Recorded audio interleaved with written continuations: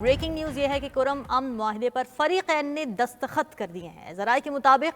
जिरगे में 14 निकाती कुरम अमन मुआहिदा तय पा गया है। दोनों फरीक असलहा जमा कराएंगे और बंकर्स खत्म करेंगे। हुकूमत की निगरानी में असलहा जमा कराने के लिए लाहे अमल तय किया जाएगा। फरीकैन पर मुश्तमिल 16 रुकनी कमेटी तश्कील दी जाएगी। इस हवाले से तफसीलात क्या है आगाह करेंगे ब्यूरो चीफ मुमताज़ बंगिश हमारे साथ मौजूद हैं। मुमताज़ बंगिश, बताइएगा आखिरकार दोनों फरीकैन के दरमियान ये मुआहिदा तय पा गया है, क्या शराइत तय हुई हैं? बिल्कुल। आखिरकार जो ग्रैंड जरगा था जो कुरम ने पैदार अमन की बहाली पर बनाया गया था वो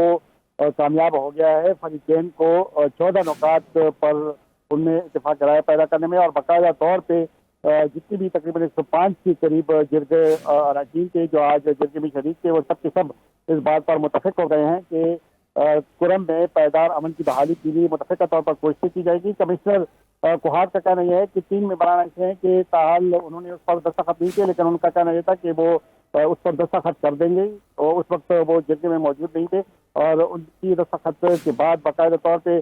सरकारी तौर पर भी इस बात का ऐलान किया जाएगा कि फरीकैन के तमाम मेंबरान इन 14 नुकात पर मुतफिक हो गए हैं। इसमें जो ज्यादा एक शक थी वो ये थी कि जिस पर एक फरीक को तहफ़्फ़ुज़ात भी थे,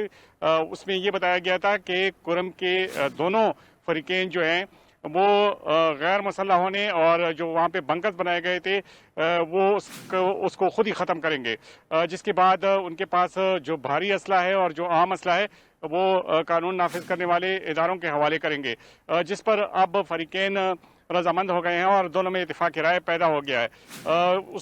इस मुआहिदे की एक शक में ये भी बताया गया है कि अगर अफगान सरहद की जानिब से कोई जारहाना इक़दाम किया जाता है तो कबाइल और जो कुरम के जो अवाम है वो मिलकर इसका मुकाबला करेंगे। इसके अलावा जो लोग इस मुआहिदे की खिलाफ वर्जी करेंगे तो फरीकैन इस बात के पाबंद होंगे कि उसे हुकूमत के हवाले कर दे और जिरगा मेंबरान जो है वो इसकी जमानत देंगे। जहाँ तक टल पार चिनार शाहराग खोलने का ताल्लुक है तो उस पर भी इत्तेफाक राय हो गया है और बाकायदा तौर पे एक कमेटी बनाई जाएगी जो 15 दिन के अंदर अंदर जो टल पार चिनार रोड है उससे खोलने की कोशिश करेंगे और इस सिलसिले में एक लाए अमल बनाया जाएगा। उसमें तजवीज़ एक ये पेश की गई है कि इब्तिदाई तौर पर कन्वाई की सूरत में ये शाहरा खोल दी जाएगी और कन्वाई की शक्ल में गाड़ियों को टल से पाराचिनार और पाराचिनार से टल लाया जाएगा ताकि वहाँ पे अमन की बहाली और इस सड़क को महफूज बनाने के लिए अमली इकदाम किए जाएँ, जिसके बाद आहिस्ता आहिस्ता बतदरीज इस सड़क को मुकम्मल तौर पर खोल दिया जाएगा। इस मुआहिदे के जो 14 नुकात हैं उसमें फरीकैन को पाबंद बनाया गया है कि वो जहाँ कहीं भी खिलाफ वर्जी हो तो वो कानून नाफिज करने वाले इदारों और हुकूमत के साथ ताउन करें ताकि पायदार अमन की बहाली के लिए पहले कदम के तौर पर यहाँ पे इकदाम किए जा सकें। इस वक्त जिरगा कमिश्नर कोहाट के दफ्तर में मौजूद है और बाकायदा तौर पर जिरगा मेंबरान की जानिब से ये ऐलान किया गया है कि ये ग्रैंड जिरगा जो है वो मुतफिक हो गया है 14 के 14 नुकात पर और अब बाकायदा तौर पर एक कमेटी की शक्ल में इस पर अमल दरामद को यकीनी बनाया जाएगा। कमेटी को ये जिम्मेदारी सौंप दी जाएगी कि वो 15 दिन के अंदर अंदर सड़क खोल लें और इसके अलावा अमन की बहाली के लिए जो दीगर इकदाम हैं, जो दीगर नुकात हैं, उस पर अमल दरामद को यकीनी बनाने के लिए अमली इकदाम करें और बाकायदा तौर पर एक शेड्यूल दें। कि डी वेपनाइजेशन इस इलाके से दोनों फरीकैन से ये सबसे इंपॉर्टेंट मुद्दा था, यानी उन्हें असलहा वापस करना होगा। अब इसके लिए क्या कोई मैकेनिज्म बनाया गया है, ये इंश्योर किया जा सके, यकीनी बनाया जा सके कि असलहा तमाम तर वापस कर दिया गया और दोनों फरीकैन की जानिब से? जी बिल्कुल। इसमें एक फरीक को अब तक तकरीबन एक हफ्ते से इस पे तहफ़्फ़ुज़ात थे तो फिर अमायदीन से बार बार बात होती रही। एक दफ़ा जो है वो 2 दिन की मोहलत ली गई, फिर 3 दिन की मोहलत मिल गई और फिर जो है जो अमायदीन है वो इस बात पर मुतफिक हो गए कि डीवेपनाइजेशन और इसके अलावा वहाँ पे जो बंकर्स है उसको ख़त्म कर दिया जाएगा और वो खुद इन मोर्चों को ख़त्म करेंगे ताकि अमन की बहाली में वो इब्तिदाई तौर पर अपने तौर पर ये इक़दाम शुरू कर सकें और इस सिलसिले में कानून नाफिज करने वाले इदारे, पुलिस और FCB उनके हमरा होगी और जो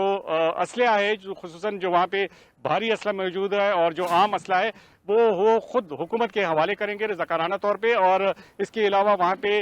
इकदाम मजीद भी कर दी जाएंगे ताकि जो वहाँ सड़क है जहाँ पे अक्सर इस किस्म के वाक़यात रुनुमा होते हैं उसको कम से कम किया जाए और फौरी तौर पर उसकी सदेबाब के लिए अमली इक़दाम किए जाए। लेकिन इस सिलसिले में जो जिरगा के मेंबरान होंगे वो बदस्तूर जिरगे के मेंबर की हैसियत से हुकूमत के साथ ताउन करेंगे और जहाँ कहीं भी इस किस्म का कोई मसला पेश आए या असला जमा करने के सिलसिले में अगर उनको कोई मुश्किलात पेश आई तो जिरगे की जितने मेंबरान हैं वो अपने अपने जो फरीकैन के लोग हैं उनको इस बात पर कायल करेंगे कि चूंकि हुकूमत के साथ और जो आपस में जो फरीकैन हैं उनके साथ ये माहिदा तय हो चुका है, तो इसलिए वो इस बात के पाबंद हैं कि वो असले जमा करने और बंकस को ख़त्म करने में वो फौरी तौर पर इकदाम करें। इस वक्त जो सूरत हाल ये है कि फरीकैन के दोनों तरफ से जितने भी मेंबरान हैं वो चूंकि इस बात में मुतफिक हो गए हैं, तो इसलिए असला जमा करना या बंकस का ख़त्म करना अब कोई मसला नहीं रहा। अब जो अहम बात है वो ये है कि सड़क को फौरी तौर पर खोल दिया जाए ताकि वहाँ पे